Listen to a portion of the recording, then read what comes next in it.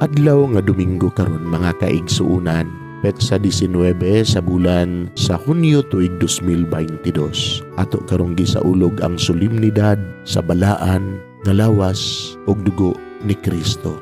Ang pagbasa kinutlo gikan sa Ebanghelyo sumala ni San Lucas kapitulo 9 bersikulo 11 ngadto sa 17. Sa pagkasayod sa mga tao niini, misunod sila kaniya.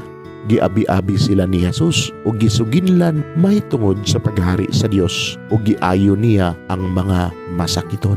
Sa nagsalop na ang adlaw nanuol kang Jesus, ang napulog duha katinun-an og miingon. Adtua ang mga tawo sa kasikbit nga mga balangay ug kaumahan aron mangitag pagkaon ug abutanan kay hilit kining dapita.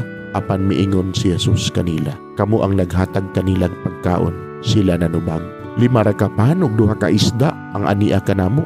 Buot ka ba nga manglakaw kami ug mamalit og pagkaon alang niining mga tawhana? Didto may 5,000 ka lalaki.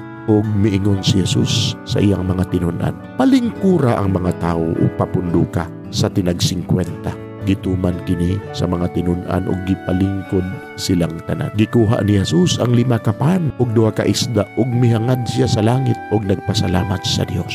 Unya gipikas-pikas niya ang pan ug gihatag niya kini sa mga tinun-an aron ilang iapod-apod sa mga tao. Nangaon ug nangabusog silang tanan ug humani ini nakahipos ang mga tinun-an ug 12 ka bukag nga salin sa mga tao.